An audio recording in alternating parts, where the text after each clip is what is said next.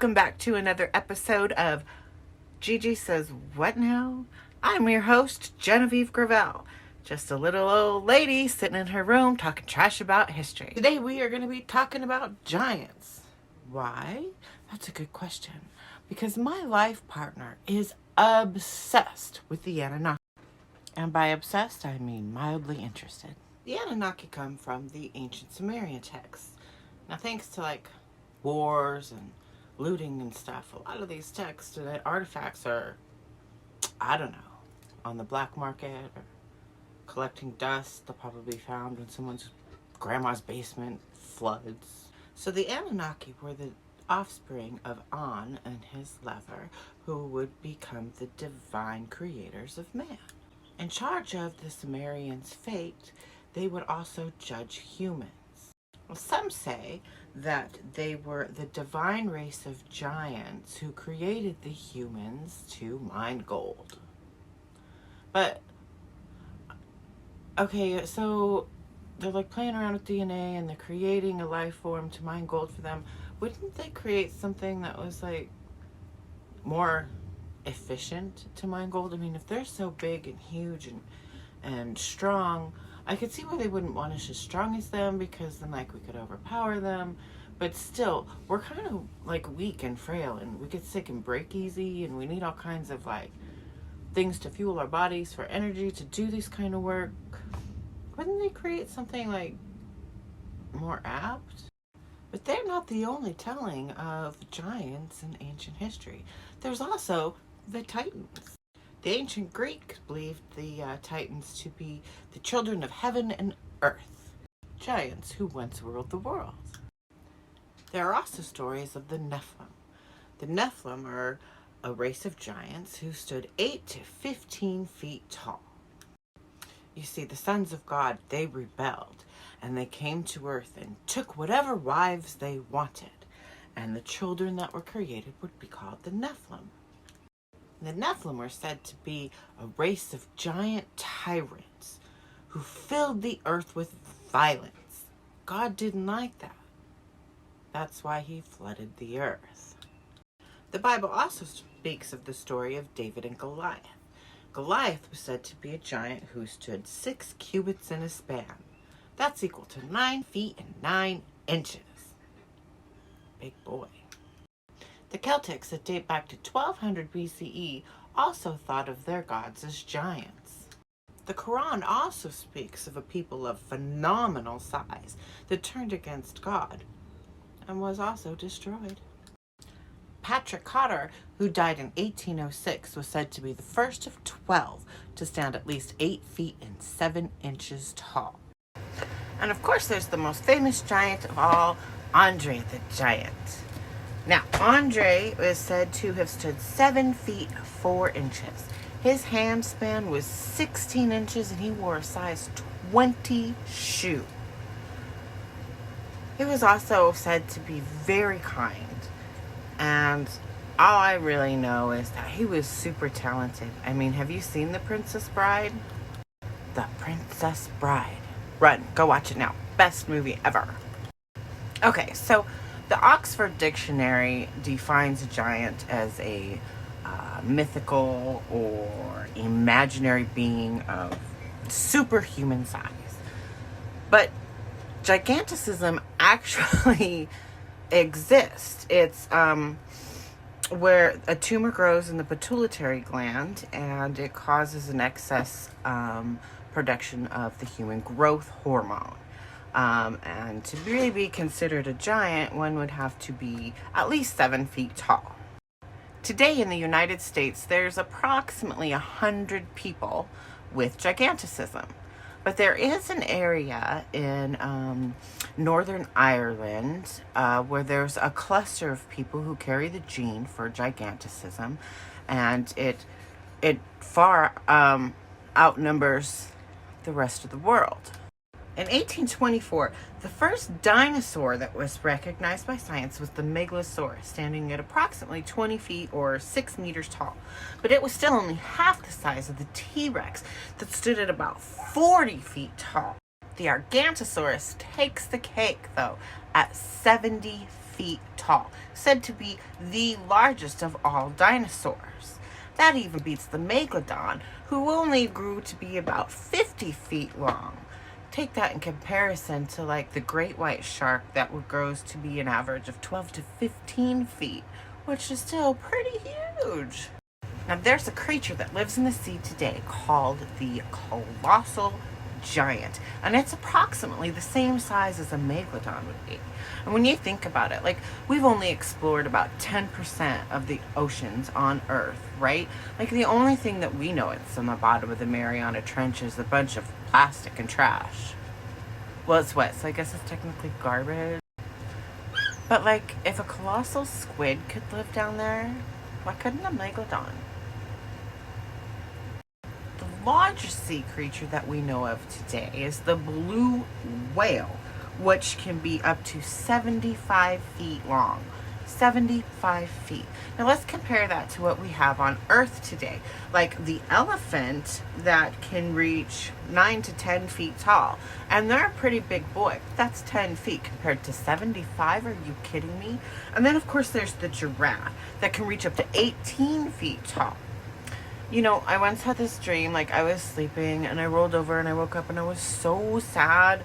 And I looked at my partner and he was like, "What's wrong, baby?" And I was like, I dreamt that the giraffes are going extinct. And he was like, "No, baby, I was watching the news and they just announced that they're on the endangered species list. Save the giraffes." In the United States alone, there are over 1,000 reports of giant human remains being found. Remember, giant meaning 7 feet or longer. Now, a lot of these are said to have had double rows of teeth. Now, double rows of teeth or extra teeth, which is called hyperdentia, is not uncommon. About 0.15% of the United States, people in the United States, have hyperdentia. But there is a place in the world, in Northern Ireland, where that percent is actually 3% of the people, the population there, have hyperdentia. Now, there's a place in South Africa that on the side of a granite hill is a footprint that's embedded into the granite that stands, 12 feet or 12 meters, 27 feet long, right? But here's the thing, there's no proof that or anything to suggest that it was carved in there, so it would have to be placed in there like when the granite was like molten, and that would be like what, 3 billion years old? Maybe it's just a natural formation. I don't know. It's huge though. Now in Saudi Arabia, there was a group of people doing a glass expedition or exploration. They were looking for glass when they uncovered a skeleton said to be of phenomenal size. But it's since been kept like in total secrecy, so we really don't know anything about it. So in 1947, in Death Valley, there was a dude and he was like, you know, exploring shit or whatever. And he found the mummified remains of several men, no women, but only men, that were said to be 9 feet tall, and they dated back 80,000 years, and they were wearing clothing of unknown animal origin. In 1912, in Lake Delvane, the remains of 18 people standing from 7 to 10 feet tall were found. Now, these remains were interesting because they all had 6 fingers and 6 toes. And they had giant skulls. Now, it's believed that their skulls were so big because they had a really long life expectancy. So in Sardinia, they found monolithic statues representing the people, and they stood 8 feet tall. And some people believe that the size of these statues are of actual size, because they found tombs of these huge rocks with these tiny little holes. And the way these tombs were built is the rocks would have had to have been built over the remains because there was no other way to get in or out. And it is said that at least 3 skeletal remains were found measuring at least 9 feet tall in these tombs. Now in Ecuador, there's a place called the Lost City of Giants. And it's named that because they found some tools and stuff there that were like abnormally large in size. But Now, in the Amazonian region of Ecuador and Peru, since 2013, there have been 6 skeletal remains found measuring from 7 to 8 feet tall, and they date back to the 14 and 1500s. Now, those remains are actually currently being studied in Germany, but people say that there is a belief that in the region long ago there was a race of giants who lived there. Proof positive. In the Catalina Islands, it's rumored that there was once a race of giants who lived there, fair-haired giants who lived there once long ago, measuring from 7 to 9 feet tall. Now, Lincoln said in his Niagara Falls speech, and I quote, I'm going to read this, "The eyes of the extinct giants whose bones fill the mounds across the Americas." Okay, now the mounds across the Americas are ancient indigenous burial sites. And in the late 1800s and early 1900s, they were excavated. And thousands of remains were taken or stolen. And in most of them, there were reports of 1 or 2 remains found that could be over 7 feet, 8 feet, 9 feet, right in that range. The brutal culture of colonization never ceases to disgust me. I mean, we come to a new land, spread disease, murder the men, rape the women, steal the children, kick people out of their home, and then decimate the graves of their ancestors. All along the way, writing laws backed by militant forces that say everything we're doing is A-okay.